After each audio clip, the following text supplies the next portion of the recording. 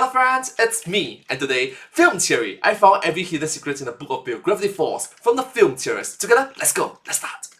This is everything you need to know about the Book of Bill. With the new year upon us, the ARG still ongoing, and Gravity Falls clearly ramping up for something new, I wanted to take all of our speculation, theorizing, ARG solving, everything we've done for the Book of Bill so far and put it in one place for your convenience. And of course, I couldn't resist also tossing in a couple new mini-theories too, but you'll have to watch them to see for yourselves. And real quick, big shout-outs to the Gravity Falls subreddit and Discord, as well as the other awesome theorists here on YouTube that all worked their butts off decoding the Book of Bill and this ARG. Y'all crushed it, and we couldn't have done this without you. Thank you. Hello, Internet!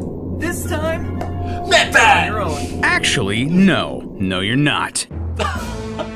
Hello, Internet. Welcome to Film Theory, where that some sunny day is finally here. Yeah, you know Hello Internet, welcome to Film Theory! Hi, hello. what that means. The one-eyed triangular 2D demon Bill Cipher has returned to wreak havoc on the world of Gravity Falls. Well, sort of. If you don't know, Gravity Falls was an animated series on Disney XD created by mystery mastermind and theorist champ Alex Hirsch. The show's about twins Dipper and Mabel Pines, who spent summer vacation with their grunkle Stan in the small town of Gravity Falls, Oregon. Here, they encounter all sorts of mysteries and codes and cryptids, gnomes that kidnap kids, and killer animatronics before they were cool. But most importantly, they helped defeat Bill Cipher, a demon from the second dimension with godlike powers who was hellbent on conquering the world. This show was built from the ground up for theorizing, something Matt pointed out multiple times throughout his theories and why I've been so excited to cover it. Along with FNAF and the MCU, Gravity Falls was one of the shows that really drove an entire generation of theorists. So when Disney announced the Book of Bill, a new addition to the Gravity Falls canon written by Alex Hirsch himself, I couldn't wait to get my grubby little theorist hands on it. Excuse me, the spirit of Grunkle Stan just kind of possessed me there. See, unlike a lot of other shows from the same period like Adventure Time or Steven Universe, there wasn't a lot of Gravity Falls. It got in, told its story in 2 seasons, and then ended. People desperately wanted more of it, which is why people are so hyped for this book. It's promised to show us more of this world and its characters, and let me tell you friends, this thing is dense. We learn so much about this world, about its history and lore, secrets about each of our main characters, and about Bill himself. And that's without cracking any of the mysteries and codes inside. You guys have been asking us to cover this book for weeks at this point, and believe me, we've heard you. We've been working on this in the background and wanted to make sure we approached it right. And just to be upfront here, friends, there's a lot here. So much in this book and the surrounding media and ARG that there's no way this won't be at least 2 episodes. So today, for this theory, we're just going to be looking at the contents of the Book of Bill itself and what it tells us about the future of this franchise. But don't you worry, it tells us a lot about the future of Gravity Falls. The main thing? Well, it's spelled out clearly in this book in bold, underlined letters, but Bill Cipher is alive. He survived the events of Weirdmageddon, and that might mean the doom of the entire multiverse. But, well, someone's looking out for us. Shake my hand, friends. It's time to get weird. So probably the first thing we should mention about the Book of Bill is that it canonically originates within the Gravity Falls universe, like the literal physical book itself. It's a tool that Bill uses to psychically link with the reader, and it haunted Ford over in Gravity Falls until he got sick of it and threw it into a dimensional rift left behind by Weirdmageddon. It then ended up in our world, where the reader finds it and is offered a deal by Bill Cipher. Also, just want to say, in the lore and story of this world, Alex Hirsch must have found this book first, and that confirms our previous theory during Matt's retirement party that he was possessed by Bill Cipher. The author blurb on the back of the book sleeve reads, "Hi friends, I'm Alex Hirsch, creator of Gravity Town, and I'm definitely not possessed by a demon right now, and Yeah, the very fact that you have to emphasize that you are not possessed by a demon right now, a bit sus, don't you think so?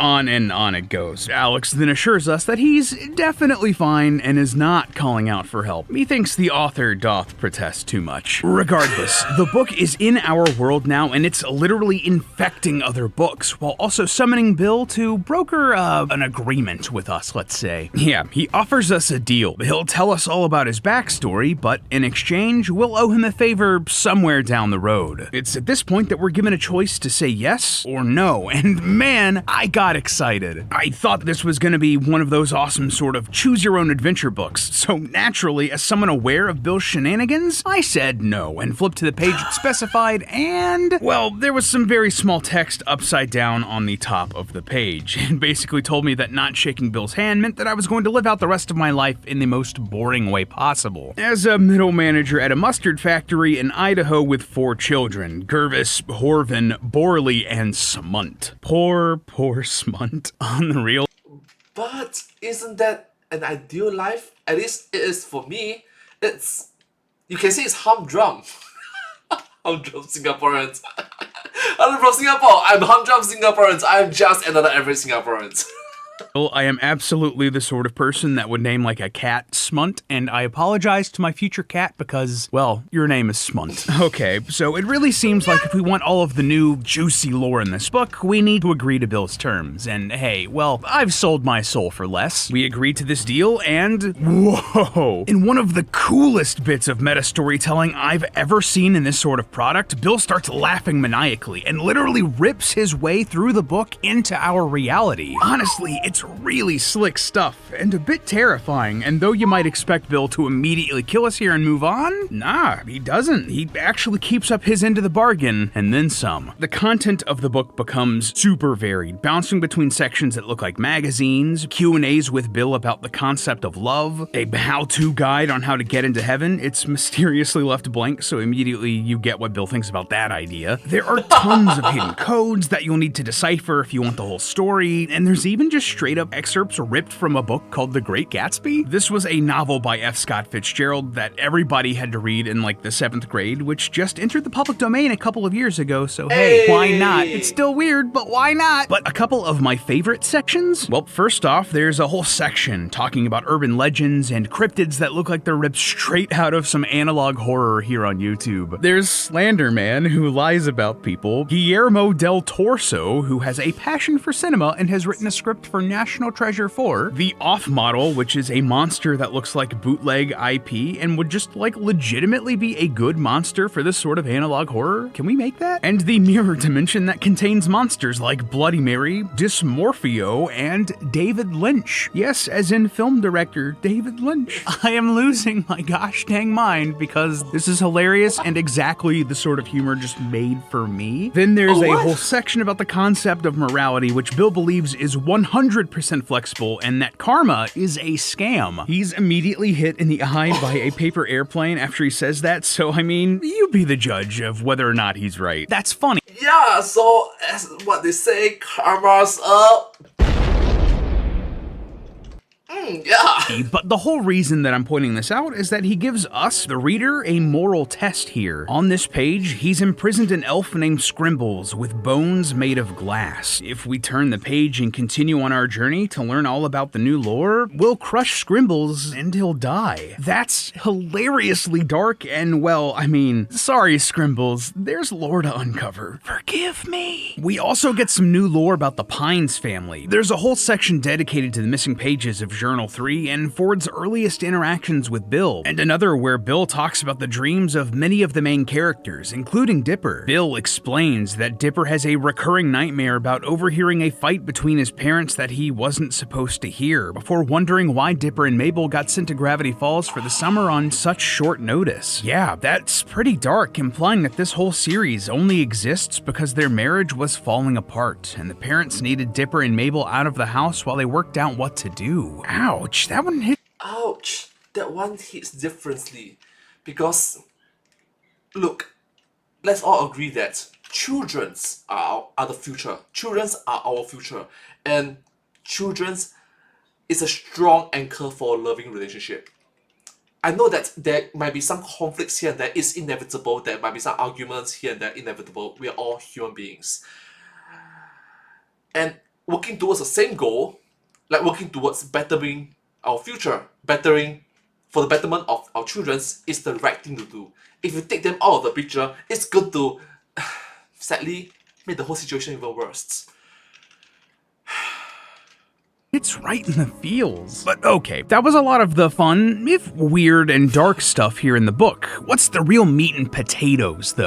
Where's the real lore? Well, again, true to his word, Bill tells us exactly where he comes from. Bill explains that he's from a world called Euclidia, where no one could comprehend the third dimension, but he was born with a mutation that lets him see into the third dimension. This was apparently cursed and forbidden knowledge. Bill claims that talking about the third dimension was illegal in his world. Despite this, Bill still wanted to share the truth with the rest of his people, but, well, we're not sure what happened, and neither is Bill. He says that he heard a loud buzzing and that he blacked out, and that he still does whenever he thinks about this, but when he came to, no one was alive in his universe except for him. He killed them all. Now, in this very explanation, Bill says that he's not some misunderstood character that can be humanized by a tragic backstory, but I'm not so sure about that. Like, don't get me wrong, Bill is a bad guy, an awful person, and definitely a villain, but I'm not so sure he ended up that way all on his own. At the beginning of this section, we see Bill bursting through a wall behind a TV with a strange symbol on it. Well, this is actually from the cover of a story called Flatland, written by Edwin Abbott Abbott. In Flatland, a two-dimensional square is visited by a three-dimensional sphere, who teaches him to look outside of his perspective. And once the square learns about the third dimension, he tries to convince his fellow 2D shapes, but is jailed for what is considered madness. Perhaps something similar happened here with Bill, with some multi-dimensional being enlightening Bill and sending him down his villainous path. Regardless, the result is the same. Bill ended up killing everyone in Euclidia and moved on to a new universe. From here, Bill found himself in the Nightmare Dimension, where he formed a band of ne'er-do-wells called the Henchmaniacs to help him get up to all sorts of shenanigans. We actually know most of these characters from the actual show. For 1 trillion years, they robbed banks together, crashed planets together to make them kiss, conquered dynasties, and even recorded a Christmas album. But not all good things can last. Eventually, the Nightmare Realm came apart at the seams as entropy caught up with the universe and destroyed it. Bill then ended up in the series from the universe and was drawn to the area that would someday become Gravity Falls, where he met a shaman who created the prophecy of the 10 cosmic symbols from the series and banished Bill from the area. From here, Bill traveled the world and encountered different societies, the Aztecs and the Egyptians and the indigenous people of Easter Island. He also explains that Atlantis was real and apparently existed around the time of King Henry VIII. Seems like a major lore drop there, and I really want to know the implications of the whole world just like forgetting Atlantis was a thing, where it was, and how it sank. Fast forwarding past the events of Gravity Falls and Weirdmageddon, it's revealed that Bill did in fact survive being erased along with Stan's memories. He made a deal with the great Axolotl, who promised to let Bill live if he could overcome his greatest trial, the most dangerous thing Bill could possibly face: therapy. Yeah, really, the Axolotl sends Bill to a dimension outside of time called the Theraprism, where he has to make up for all of his cosmic crimes. What goes around comes around, huh? Regardless, this book is Hey, isn't that what happens to the airplane?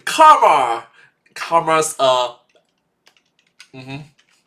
actually a project that Bill is working on while in therapy, and he smuggled it out of the Theraprism and into our reality against the rules of the institution. But Bill signs off the book by promising that someday he will get out. Someone will let him out, and we might have an idea just to who that is. At the very, very end of the book, I'm talking like the last couple pages, we see a picture of the Bill Cipher statue in the woods from the end of the series. However, if we turn the page, we see that same statue again, but its eye has started glowing. Why would the statue suddenly come to life here? Well, zoom in and look at his hand. A bird is perching on it. Has this bird shaken Bill's hand and unwittingly agreed to become his new host just by looking for a place to land? Maybe, yeah. In the days leading up to the book of Bill's release, a Twitter account called the Oregon Parks Department opened as a viral marketing campaign and included pictures of a bird known as the Western Meadowlark. Look at this thing. This is a real bird that is the spitting image of Bill Cipher. The yellow chest even has a little black top hat shape at the top. This little birdie might have just given Bill Cipher the wings he needed to fly out of the Theraprism and back into the world of Gravity Falls once again. Hey. So yeah, that's the story of the Book of Bill, and a small hint to where things might be going. But that's just the topmost layer. We've already touched on a few of them, but this book is packed with additional secrets hidden if you read between the lines, and codes to crack that let us know so much more about this world. For instance, the Book of Bill confirms that there's a Gravity Fall multiverse in play here. In the Parallel Dimensions section, Bill points out just how improbable it was that Dipper and Mabel survived all of the events of the show without getting erased, drowned, frozen, or dismembered. But that's only because we're in the only timeline where that didn't happen. Yeah, in basically every other one, Dipper and Mabel die horrible deaths at the hands of all the freaky stuff from the series. What's more, the entire Alright, I'm gonna guess that is what we call faith? A miracle! entirety of this multiverse is actually contained within a Pokemon card, like literally a Pokemon card, in the backpack of an unfathomable being outside of time named Dennis. Considering that our universe Wait a minute, if Pokemon card exists, does it mean that Arceus is bigger than Gravity Force? I mean, Arceus is the god of Pokemon, yeah. is part of this Gravity Falls multiverse, that means that we too are part of this Pokemon card. And it's not even shadowless. That's tragic. Oh, and speaking of, on this page explaining the Pokemon card multiverse, if you look closely, you'll see a series of symbols running down the side of the card. This is obviously a cipher, and when you decode it, it reads, "Warning, folding this card may result in crossovers." That, in and of itself, is a fun nod to the amount of multiversal crossovers we've gotten in the past few years, but there's actually a lot of crossovers hidden in this very book that create a really wide Disney cartoon cinematic universe. For instance, a Titan skull from the Owl House, another series that Alex Hirsch worked on, can be found in this section about the Dark Ages, while there's another rune cipher in that same section that translates to Titan blood. Later on, the Kor's helmet from Amphibia can be seen in the Theraprism alongside Bill, and finally, early on in the Bill Tells All section, Bill is asked if he's the biological father of Phineas from Phineas and Ferb, before ending the interview. Phineas's triangle head suddenly makes a lot more sense, doesn't it? Regardless, all of this alongside Matt's previous theory that Rick and Morty also takes place in this same multiverse really means that there's a giant web of animation that's all connected here. Might just need to do a theory about that sometime, huh? Now, a lot of the hidden codes and mysteries in here are fun, like this Pokemon card connection, but others, well, not so much. Some of them are crazy complicated and hint at a darker story for Bill, one filled with regret and sorrow. For example, there's a code hidden in one of the pages in the Barnes & Noble edition of the book. Yeah, if you didn't know, Barnes & Noble had an exclusive version of the Book of Bill which had additional content, something that none of us here at Theorist realized until we'd already gotten our copies off of Amazon. Thank God for overnight shipping. Regardless, in the Messages on Your TV section in the Barnes & Noble edition, at the very bottom of the page, you'll notice a series of square color blocks. At first, I thought this was just a weird, glitchy effect to really drive home the analog nature of this page, with the scan lines and chromatic aberration and all the VHS goodness. But there's actually a pattern to these colors. Yeah, they correspond to letters of the alphabet, and if you decode the right order, it spells out the message: he never sleeps, he never dreams, but somehow still he hears their screams. This has to be about Bill. He isn't sleeping or dreaming, but he's still haunted by the screams of everyone he's killed. This is further driven home on the page covered in Silly Straws. There's a line of digits that all correspond with episodes of Gravity Falls and time codes within them, and when the words spoken at these time codes are all strung together, we get this message. Twisted out of shape after them kill The ghosts of his family. are haunting. Him still If that was a bit hard to follow, it says, twisted out of shape after the kill, the ghosts of his family are haunting him still. The memory of his parents parents, his original homeworld, are still haunting Bill, even after all these trillions of years. Also, we actually learn the name of his parents through another code in this book, and this has to be one of the most creative ciphers that I've ever encountered in my time here at Theorist. On the codes page, despite Bill insisting that there are no codes in this book, you'll notice a ring of letters carved into the tree here on this page. That might seem a bit random at first, but these letters line up perfectly with something else in the book. All throughout the pages, sometimes there are coffee ring stains that are a perfect size to fit inside this ring of letters. And there are gaps in the rings that line up with individual letters. And not only that, but there are other stains, little dots around the gaps that tell us the order of the letters here. If you spell out all of the letters from the rings and put them in the correct order here, it makes a new message that reads, "His dimension now deceased, Scalene in Euclid, rest in peace." A scalene is a type of triangle with sides and angles of all different lengths and degrees, while Euclid was an ancient Greek mathematician with expertise in geometry. These are the names of Bill's parents, the ones that still haunt his dreams, the ones who he can still hear the screams of. That is so... Alright, can we just pause for first? I'm so sorry, but do recognize that this video is awesome! Got this particular video, Film Theory, I found every hidden secrets in the book of Bill Gravity Falls. It's brilliant! dark and so cool, and one of the best puzzles I've ever encountered in a book like this. Seriously, a clap and a half for Alex here. But for as cool as that is, something's weird here, right? A lot of the codes in this book are written by Bill himself, and you can tell when they are. He has his own very specific way of speaking and his own rune cipher that is consistent for his character, but a lot of these, they don't sound like Bill, or they're talking about Bill. No, someone else is writing codes in here, and there are a few options, and who it is might end up being very important if Bill is truly coming back through that bird. First option? Well, the clear and obvious choice would be the axolotl. He's already shown to be more powerful than Bill, enough to put him in therapy, so maybe he's trying to help Bill work through some stuff here. But that's also the most obvious option and the most boring. The second and less obvious option? Well, it could be the people that he's possessed over the years. Yeah, for real, we learn in the book that Bill isn't alone inside of his head. At the bottom of the page about skin, there's a section that gets cut off called Learning is Fun, but it's not what you'd expect. Instead of more factoids about skin, we're shown a cry for help from someone named Grebly Himberdrek of Zimtrex 5, one of thousands of souls that Bill has consumed over the years. It's not entirely clear how this would happen, but I think it's a pretty safe guess to say that these souls Bill consumed were the people that he's made deals with, and now they're stuck inside of Bill's mind, where he plays Good Vibrations by Marky Mark and the Funky Bunch on loop forever. That's actor Mark Wahlberg's previous career, by the way. Yes, he was a rapper, really. This also tells me that Alex Hirsch and I have a very similar sense of humor, because I died laughing when I read this and immediately went and listened to the song. As a wise man once said, I want to get mine, so get yours. I want to see sweat coming out your pores. Regardless, we see here that one of these characters was able to take the wheel away from Bill enough to write this blurb. Perhaps they're also writing these secret codes and will help us fight Bill when he comes back. Or maybe the fight will be way more personal, with option number 3, Bill's ex-girlfriend. All throughout the book, Bill makes a point to avoid any questions about his own romantic history. In the love section, he redacts a couple of lines before exclaiming that his ex-partners were not relevant because I don't have any. Yeah, sure, Bill, sure. Later, while introducing his crew of Lee is correct. Sure. Yeah, sure.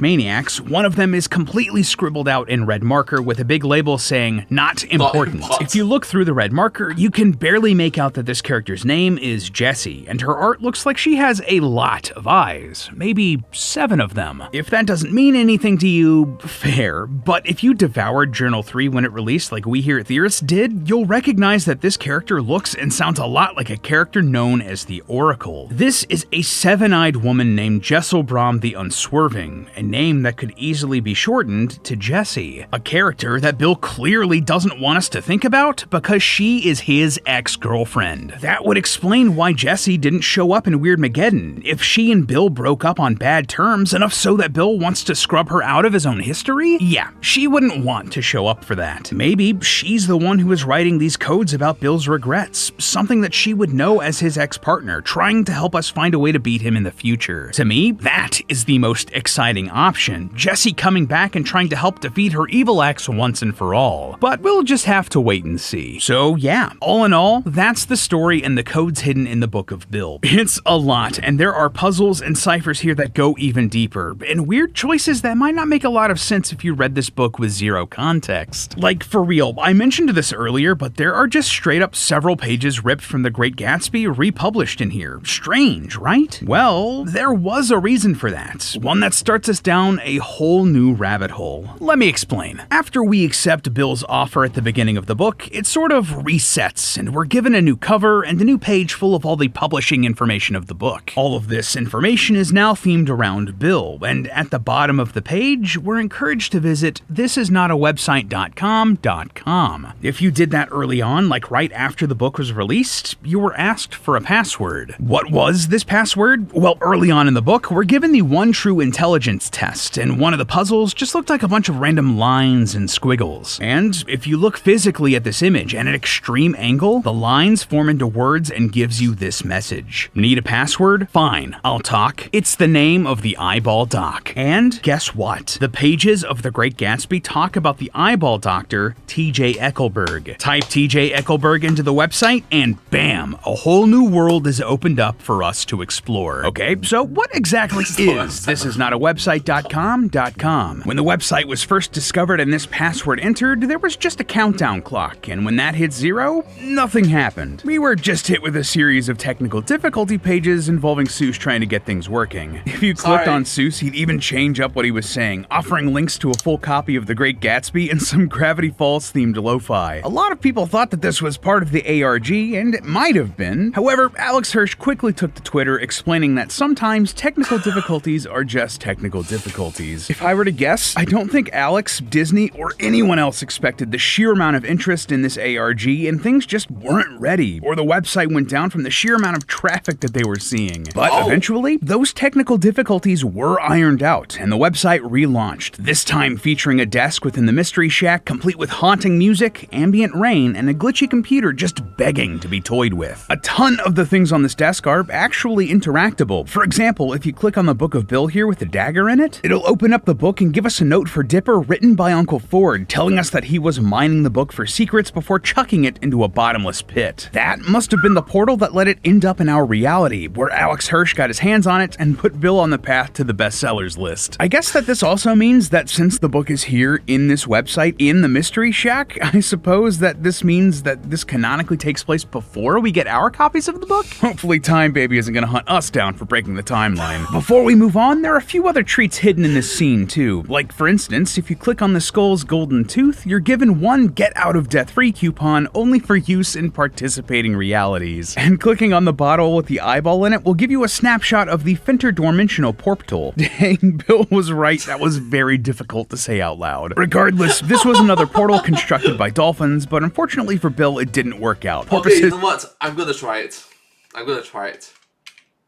I suppose that this means that this canonically takes place before we get our copies of the book? Hopefully Time Baby isn't gonna hunt us down for breaking the timeline. Before we move on, there are a few other treats hidden in this scene too. Like, for instance, if you click on the skull's golden tooth, you're given one Get Out of Death Free coupon only for use in participating realities. And clicking on the bottle with the eyeball in it will give you a snapshot of the Finterdormentional Portal. Dang.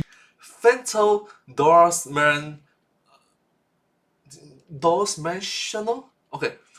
Fintodimensional portal. Yeah! Now say it 5 times fast. One time. 5 times. Fintodimensional portal. Fintodimensional portal. Fintodimensional portal. Easy! Bill was right, sorry, that was sorry. very difficult to say out loud. Regardless, this was another portal constructed by dolphins, but unfortunately for Bill, it didn't work out. Porpoises don't got no opposable thumbs. And finally, clicking the McGucket logo on the computer gives us a note left behind by Old Man McGucket. In case you need a refresher, this guy was a surprisingly big player in Gravity Falls. He was a hillbilly who was once a genius, but he voluntarily scrambled his brain after witnessing Bill's antics in the Nightmare Realm firsthand. And now, it looks like his old computer is the key to solving this ARG. See, you can actually type words into this computer, and if it matches something in the computer's database, you're given a clue or an Easter egg. How did I get inside this computer? How do I get out of here? Bill!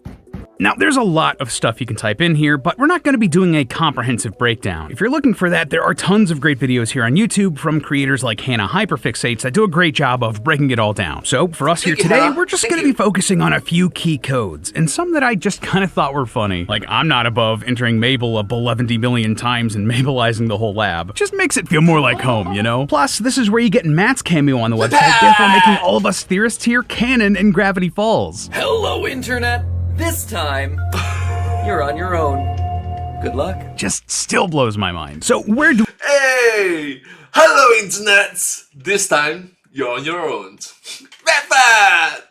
we even start here? Well, using McGucket's note as a jumping off point, there are a couple of passcodes we can try that are hidden in here. The one of most consequence is Goodnight Sally, and it starts us down a ridiculous rabbit hole. This code pulls up an image of a yellow graphic tee with Bill dancing while a church burns down in the background. Fun, but there's more hidden in this image than first meets the eye. If you zoom in on Bill's left shoe, the one that's outstretched, you may notice a series of small dots and dashes running along the edge of the shoe sole. No. This is, of course, Morse code, and it spells out Diona Rap. That's paranoid backwards. Then, if you type in Diona Rap to the computer, we get a conspiracy board that would make even Pepe Sylvia proud. There's a lot to take in here. Hints that Bill was involved with the Kennedy assassination, had links to inventor Nikola Tesla, and Russian mystic Rasputin, was literally the iceberg that sank the Titanic, and is the reason that the Bermuda Triangle is so funky. Also, you just gotta love Bill's apparent belief that Doritos are a, quote, crude attempt at mockery. That one earned a legit guffaw from me. I love this page, but the reason we're talking about it today is that there's actually a clever puzzle hidden here. All throughout the conspiracy board, you'll notice some strange groupings of letters. An OC here, and EHT there. Well, if you find them all and put them all together, it makes the phrase Stad et Tenak. That's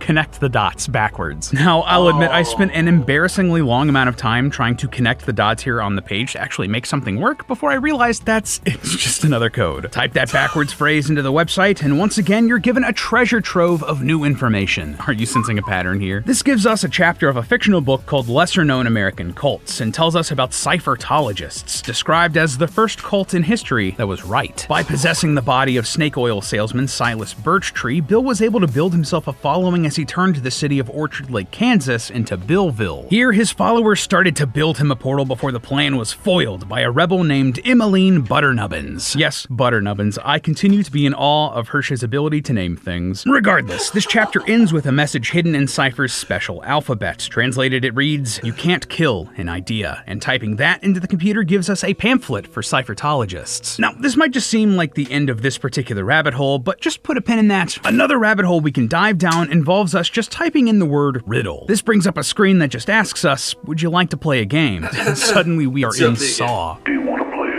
Of course, you know us, we are absolutely up for this. If you type in yes to answer it, you're again asked a question. This time, what's McGucket's favorite soda? This answer is actually found back in the Book of Bill, on the page depicting the nightmare that is McGucket's mind. In this tornado of awfulness, we can see a can of soda labeled Mountain Don't. I personally prefer Voltage or Baja Blast myself, but you know, personal preference. Type in Mountain Don't, and we're once again given another riddle. Oh boy. Yeah, all in all, there are about another dozen of these riddles, but eventually we're asked the question, Bill Cypher's lawyer? That might seem nonsensical, but this is actually where that pamphlet comes in. If you scour that thing, you'll see that Bill is represented by the law firm Caesar, Atbash, and Visionaire. All of those happen to be the names of 3 very popular code ciphers, so that's a fun Easter egg. Type those in, and you're asked who defeated Silas Birchtree. If you don't remember, that was the guy Bill took over to lead the Cyphertologists, and he was beaten by the hilariously named Emmeline Butternubbins. Type that last name in, and we're finally told we have earned a treat. Follow these instructions, and it'll actually actually download a zip file onto your computer called Bill's Files Do Not Open. You have to know every cybersecurity alarm in my head is going off right now, but come on, we gotta open this. Don't screw us, Disney. Thankfully, Oh, come on. It literally said do not open, bro. Bro.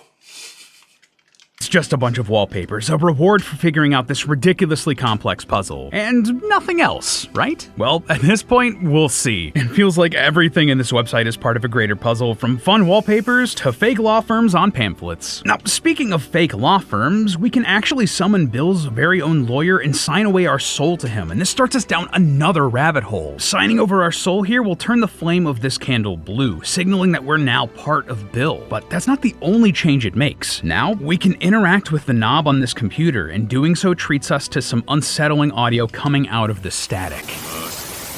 This is not our first rodeo, theorists. This is clearly some backwards audio, and it says...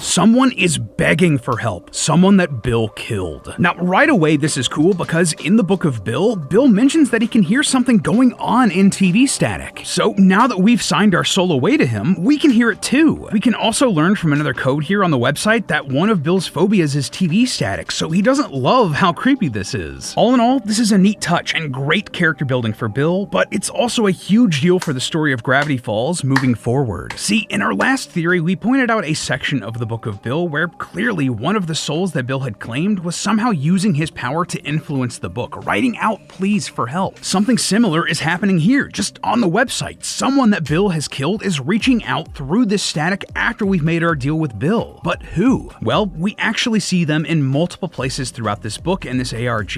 It's been one of the best secrets hidden in plain sight. See, again in that last theory, we pointed out that it was clear that not all of the writing in the book was done by Bill himself. Obviously, some of the other pages were done by other characters like Ford, but even some of the secret codes were from other characters, and we figured that was the case because they were talking about Bill. We wondered if it was Jessie the Oracle, the character we identified as Bill's ex, and while that may partially be the case, she's clearly not the only one writing in this book. Like we said, obviously pages from Journal 3 were written by Ford, and he also has some of his own codes hidden throughout the book, and a Viking named Olaf seems to be behind the writing in runes as well. But one of the strangest codes was the color block cipher, first deciphered by Reddit user JimBag777. Yeah, these things were a deep cut, but now we can figure out who wrote these. Huge shoutouts to friend of the channel, Rim Games, for being the first person I saw put this together in his series all about the Book of Bill. In his video solving much of thisisnotawebsite.com, he was able to figure out that the color block codes were coming from very specific people. Bill's family, and the rest of his race, the people of Euclidia. Yeah, the people that Bill admitted to killing in the book. The color block code is just their language. But how do we know this? Well, this is because of a few things. Firstly, one of the color code blocks refers to Bill as Little Billy and talks about his childhood. This was the same affectionate name that Bill's mom used for him, which we see in another color block code. Another color block code translates to some sort of eulogy for Euclidia, something that sounds like it would have been written by a Euclidean, while yet another points us to a Euclidean government agency. And just the cherry on top, when lightning flashes in the Mystery Shack, you can see the Latin phrase Vallis Cineris, or Valley of Ashes, written on the back wall. Typing that into the computer gives us a video of little baby Bill being held by his parents, who are obscured and consumed by TV static. And that voice we talked about earlier, it comes back.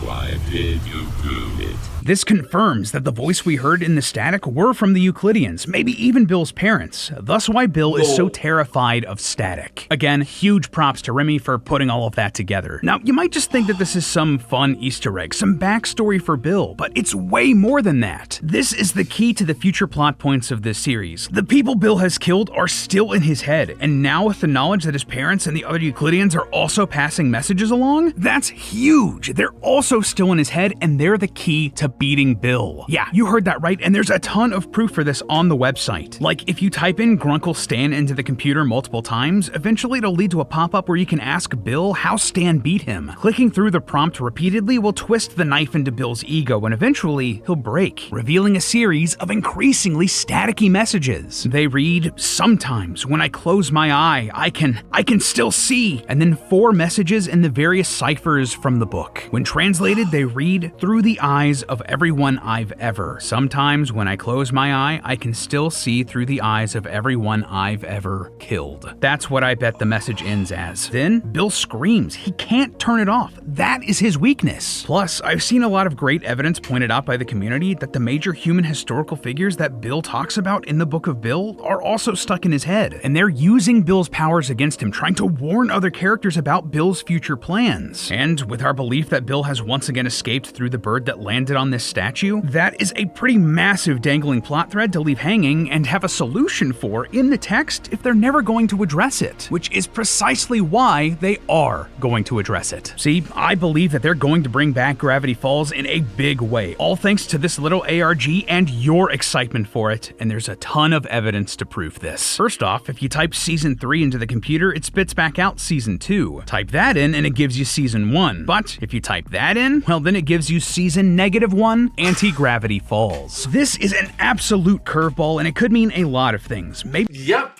bro just skipped 0. It went from 3, 2, 1, -1. I guess 0 wasn't invented yet? I'm not sure. Sorry.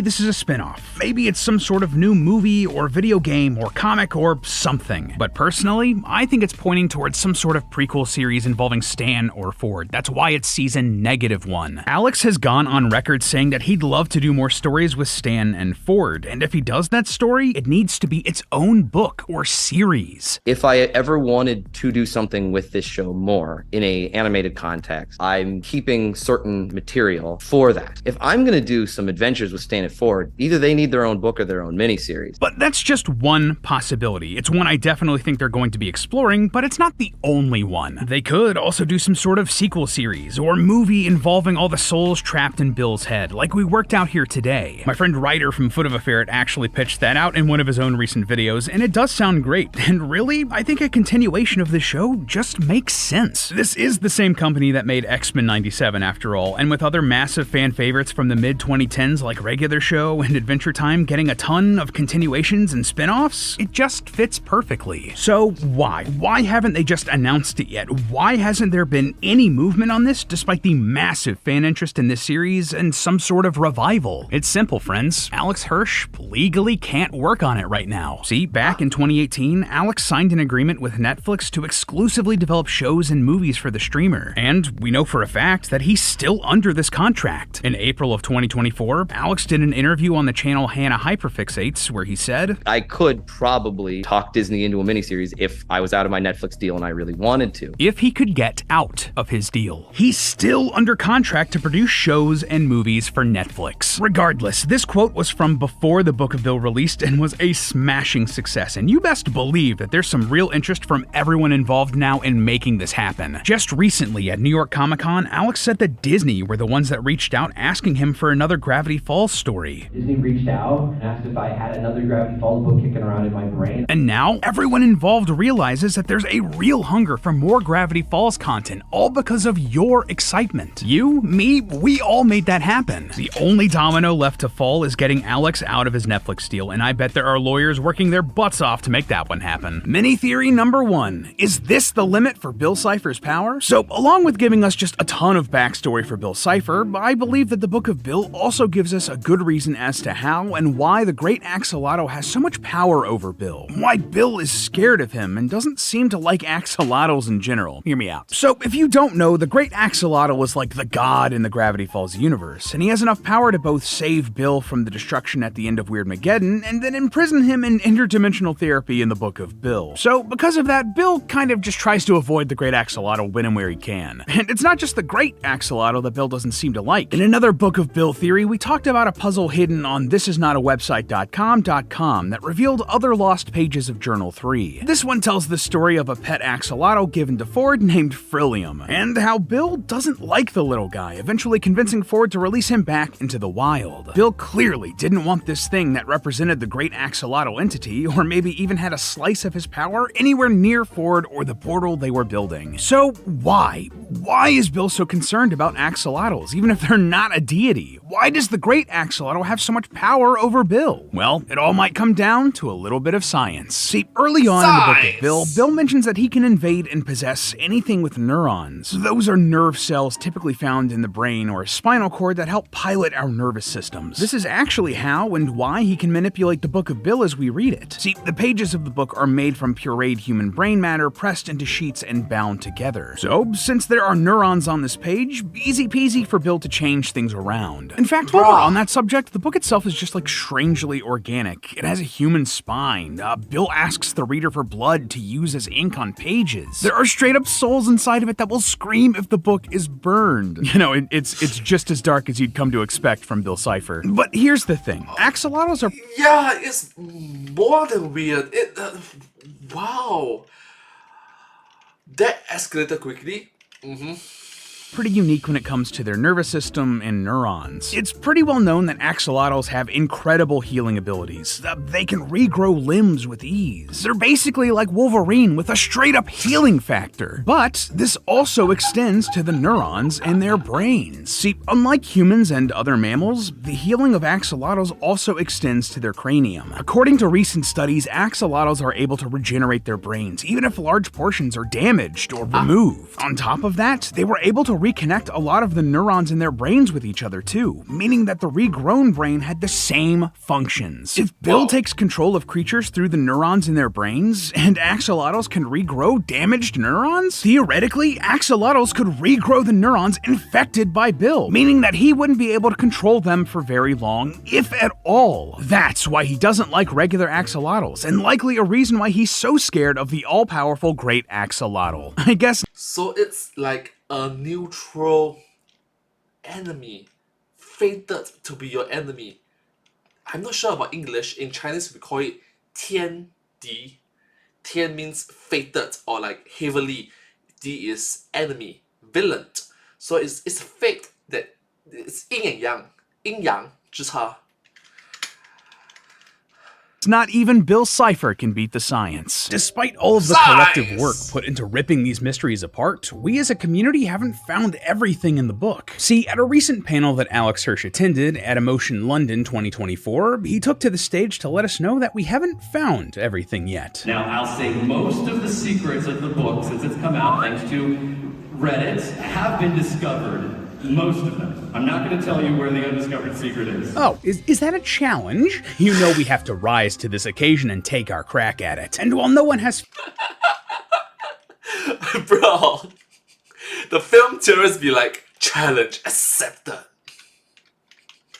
found that secret yet, I think I have a hunch about what this puzzle is, and what exactly it means for the future of this series. And if I'm right, this puzzle's gonna show us a dimension where Bill Cipher has no power, which might be the key to defeating him once and for all. But by the end of this theory today, I'm not afraid to admit that I might need your help to solve this completely. This is the hardest puzzle in the Book of Bill after all. So please, grab your code breakers and journals, loyal theorists. We have to take a crack at solving this final puzzle. So, okay, where do we even start with this? There's so much packed into the Book of Bill, and this is not a website.com, that it seems daunting. But thankfully, I do believe we have a lead. See, at this same panel where he said the puzzle hasn't been found, Alex jokingly scrolled through the Book of Bill while searching for a hint, and he landed on a random page. The start of the missing pages of Journal 3 revealed in the Book of Bill. So, I don't know if I need to tell you this, but nothing is random, loyal theorists. This has to be a hint, and I think I know exactly where this thread leads. See, in the corner of this page, you'll notice some art of an axolotl that doesn't actually appear in the Book of Bill, but you can still find this page on the website. Yeah, in the Journal 3 section of the Book of Bill, you'll find a page with a snake on it, and hidden on the snake is one of Bill's ciphers. Translated, it reads Ouroboros. An Ouroboros is a symbol of a snake eating its own tail, symbolizing an unending cycle. It was common in Egyptian, Greek, and Norse myth, and has been used symbolically in everything from the X-Files to Full Metal alchemist to Ninjago. Regardless, if you enter this code into McGucket's computer, it reveals these missing pages with the axolotl art. Man, this is such a cool puzzle and even fits with the hint hidden here, right? Like an Ouroboros represents an unending cycle, and to get this clue, you need to go back and forth between the website and the book in an infinite cycle. It just makes sense. Regardless, this page tells us about a gift that McGucket once got Ford, a pet axolotl, which he got for Ford because he thought the frills reminded him of Ford's sideburns. Ford even names him Frillium because that's the cutest thing ever, and I think I'm gonna die. Ford was initially delighted by the pet, but at the time, he was also working with Bill, and Bill did not like the little creature. In fact, he seemed entirely revulsed by it, and told Ford that he shouldn't have any distractions while they worked on their portal together. And so, Ford released the axolotl into a creek behind his lab, and though it looked back at him with a bittersweet sympathy, it left. Of course, if you know anything about Gravity Falls lore, all of this will make sense to you. A strange quirk of axolotl biology means that they can regrow their limbs if they're ever lost, something that Ford finds appealing. As he says, to be wounded but leave no scars. Because of this ability, and along with being entirely adorable and lovable little creatures, axolotls represented rebirth in Aztec mythology. But within the series, the axolotl represents far more than just rebirth. The highest deity within the Gravity Falls universe also takes the form of an axolotl and acts as a direct rival for Bill Cipher. If Bill is a being all about destruction and chaos in a quest for immortality, the great axolotl is the opposite of that. It's a being of healing and rebirth. Now, all of this is a beautiful little story and a good representation of these two cosmic forces sort of pulling on Ford and the rest of the Pines family in a galactic game of tug of war. But there's Yeah, it's very poetic. Thank you so much. Thank you.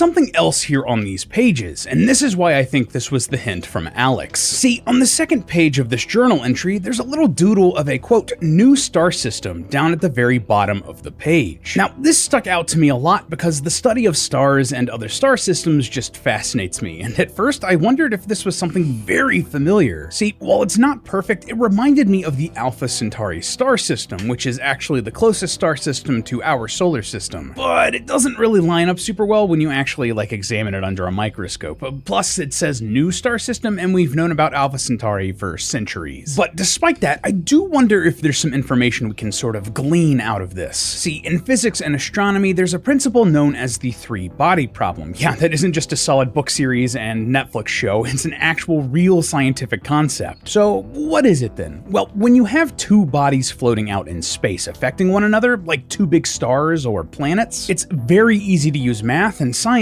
to predict the speeds and locations of those objects far into the future. However, if you add a third body in there, like a third big star or planet, all of a sudden it becomes very hard to make any of the same predictions, to the point where this three-body problem becomes more or less unsolvable. I'm hoping that that isn't a sign of things to come here for this puzzle, and that it is indeed solvable for us, but that doesn't bode very well. But hey, here's the thing. This little doodle was done in blue ink, which is the pen color that's been associated with McGucket throughout all of the This Is Not a Website entries. Plus, on top of that, this isn't the only time we've seen a little solar system doodle like this. Yeah, there's another one in one of the best hidden codes that the Book of Bill has to offer. A little while back, Reddit user Kirkathy was one of the first to notice this little teeny tiny code deep within the fold of 2 pages of the book. You basically have to crack your book in half to even see it, but when you translate it, it reads, "Destruction is a form of creation." That seems very much like something Bill would believe, wouldn't it? Well, typing this into the website gives us another clue, and I believe this is the end game for this whole mystery. Yeah, as you can see, this thing is wild. It's a note page from McGucket's personal notebook that is just scribbled from left to right, top to bottom, with text and equations and doodles and codes. And Alright, can we just pause for first? There's 9 more minutes, 10 more minutes into the video. If you are still watching this video, thank you. Thank you so much. If you are able to, comment down below. I was here at 42 minutes and 40... I was here at 46 minutes and 49 seconds. I was here at 46 minutes and 49 seconds. Yeah, comment down below. Thank you. If you look down at the sticky note at the bottom of the page, you'll notice a similar looking solar system drawn in the same color. Yeah, it's not quite the same, but enough that I feel like these have to be connected. Oh, and before you suggest that this is an atom, there's actually an atomic drawing elsewhere on the page that is a different style. So this leans much more in the design of a solar system than an atom. Regardless, because of that connection, is there something else on this page that could lead us to some answers? Well, the most obvious thing here is this giant drawing cutting through the middle of the page, which has McGucket concluding that there is a giant hole in space-time, and this might be the key to stopping Bill. But here's where the difficulty of the puzzle comes into play. No one, us at Theorist HQ included, have been able to quite figure out what this page is pointing to yet, and believe me, that is not for a lack of trying. For example, a few of the talented theorists over at the Gravity Falls Reddit and Discord have taken to overlaying parts of the Book of Bill or those unlockable wallpapers we discussed in our last theory onto this note page. And honestly, while that sounds absolutely bonkers on paper,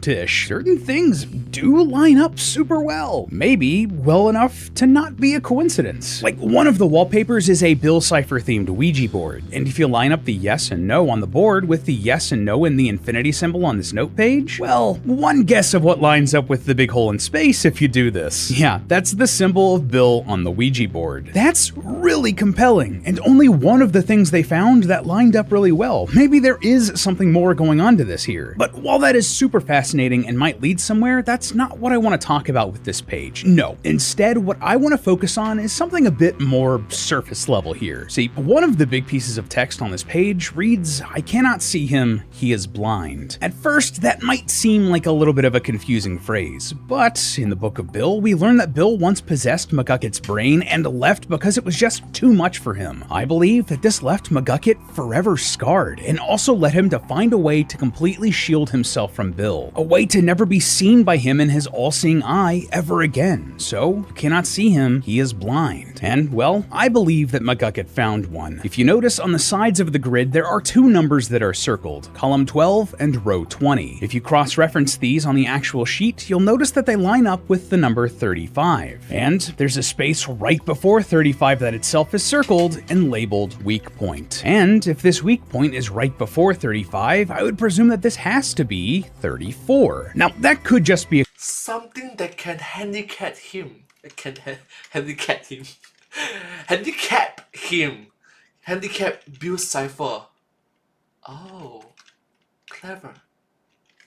coincidence, but this isn't the only time we've seen 34 in this ARG, nor is it the only time that it's said to be a blind spot for Bill. If you type 7 eyes into the website, it brings up a Polaroid portrait of a shadowy figure, and if you squint, you can make out that this is Jesselbrom the Unswerving. This is the Oracle from Journal 3, and if our previous Book of Bill theory is correct, she is also Bill's ex-lover and former henchmaniac that betrayed him. Now, that in and of itself is fascinating, that she'd be referenced again here in this ARG, but if you flip the Polaroid over, it reveals the message, "Leave him. Escape to Dimension Blank. It's against the rules, but it's the one reality where you may be safe from him." Clearly, she's talking about Bill here and the desire to find a reality that's shielded from him. Perhaps some sort of weak point, just like what's labeled on McGucket's page. If that's too much of a stretch for you, hey, that's fair, but it's not all. See, at the bottom of this flipped Polaroid, barely visible in the dark ink, you'll find another code. When you translate it, it reads, "Set chords for dimension reality." That's reality spelled with the number 34, like Leet speak. Also, it is not beyond me that Alex absolutely slipped a subtle R34 joke into a Disney project. Absolute king. Regardless, there's that connection again. 34, reality, a weak spot where Bill can't see, and the one reality where you may be safe from him. All of it lines up, clearly. Dimension 34, this reality, is a blind spot for Bill. Or maybe it's even more dangerous than that. Maybe it could be the end of the entire multiverse. See, if you type reality with the 34 into thisisnotawebsite.com, you're given a bunch of photographs of Bill's friends, the henchmaniacs, explaining that they found a new home. We know from Gravity Falls Lost Legends, the first Gravity Falls comic, that the henchmaniacs survived Weirdmageddon, and this tells us that they've somehow escaped the Nightmare Realm and now they're living in Dimension 34. Bad news, right? Well, it could get even worse. Another Another interpretation of McGuckett's note is that reality is not a weak point for Bill, but one for the entire fabric of space-time. This could explain why Jesse's message on the Polaroid says that going there is against the rules. If it's a weak point for the entire multiverse, one wrong move could unravel everything. With that in mind, it's not a far leap to assume that maybe this reality is comprised of some sort of antimatter. If you don't know, antimatter is a real scientific concept. It's basically like negative matter. For every atom of real material, there's an equal and opposite particle of antimatter, and should matter and antimatter ever come into contact, well, the results could be explosive. So, and everything that we know of this world that we live in is made of matter. If we come across antimatter and we happen to high five!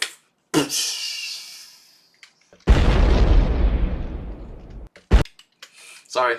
Going to a dimension of antimatter, one that's a weak spot potentially for the whole multiverse, could be bad news. Plus, in our last theory, we speculated that a series called Anti-Gravity Falls might be one of the ways the franchise moves forward, either as a prequel or a sequel. Perhaps some sort of Anti-Gravity Falls, as in the town, lies inside of this Dimension 34, and Dipper and Mabel and everyone else is gonna have to go there to defeat Bill. Mini theory number 2, is Dimension 34 from the Book of Bill just our universe? The real world? In one of our previous theories, we suggested that there was a dimension in the Gravity Falls multiverse where Bill has no power. There was a lot of evidence pointing towards this dimension being Reality 34, or just reality, spelled like that. But we also asked for your help to do some more digging to really make this theory a home run. And one of the biggest suggestions I saw was that reality was actually the real world, literally our universe. The thought process here comes down to the fact that the photographs we see of the Henchmaniacs in reality are all incredibly realistic. Far more realistic than most of the other art we've seen in Gravity Falls, or that was made for the Book of Bill, or thisisnotawebsite.com.com. That would mean that our world is the safe point outside of Bill's nearly omnipotent power, and maybe that future Gravity Falls media could include a live-action series or ARG. I think it makes a lot of narrative sense, but sadly, I just don't think it quite works out. Let me break down why. Firstly, we know for certain that Bill has been able to look into the real world. That's literally how the Book of Bill interfaces with us as readers. We are interacting with him through the book and the ARG website. On top of that, we previously did a theory suggesting that Bill had possessed Gravity Falls creator Alex Hirsch, which was confirmed in the Book of Bill. If our reality was a blind spot for Bill where he has no power, how would he be able to do either of those things, or even communicate with us from the Theraprism? But on top of that, we also have to keep in mind the 2016 Gravity Falls scavenger hunt, or the Cypher Hunt, which ended with a life-size statue of Bill being discovered in Reedsport, Oregon. Back in the day, the Cypher Hunt implied that the statue was literally the one we saw from the cartoon series, and that therefore the animated series was set in our reality. But the new information we have from the Book of Bill makes it pretty clear that our reality is a separate one from Gravity Falls. The book is thrown through a dimensional portal in the Gravity Falls universe and ends up here in the real world. That would mean that this statue from the Cypher Hunt was from a different time that Bill Cypher had entered our universe. My guess is that this is from when Alex Hirsch first made his deal with Bill, assuming that Matt's final Gravity Falls theory is correct. Either way, it means that Bill has been in our world before, has used his powers to make deals here, and therefore that this is not reality. So yeah, while it's a great idea, and you guys are awesome for putting the pieces together, I sadly just don't think it quite works. Still though, it wouldn't surprise me to see a live-action installment to the franchise because of these realistic pictures of the Henchmaniacs. Now, the real question is whether or not they'll be as vomit-inducing as the other live-action Disney remakes. But hey, that's just a theory. A film theory. And cut! Up next on Film Theory. Blacklight edition of Journal 3 sent me down a rabbit hole that led me to only one conclusion. Alex Hirsch, creator of Gravity Falls, he is Bill Cypher. Or rather, he's possessed by Bill Cypher in the real world. So, yeah, that's that. Thank you so much for watching this video. This video is 1 hour plus long. If you have reached towards the end, or you just play cheat and just drag the timeline to the end, just comment down below. Alex Hirsch is Bill Cypher. Or is it? Alex Hirsch is Bill Cypher, comma, or is it? Hey! Oh, thank you so much. Hope you enjoyed. Subscribe. Thank you.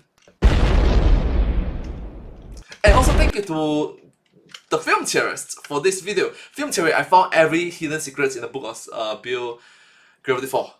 Thank you so much. Thank you, thank you, thank you, thank you, thank you, thank you, thank you.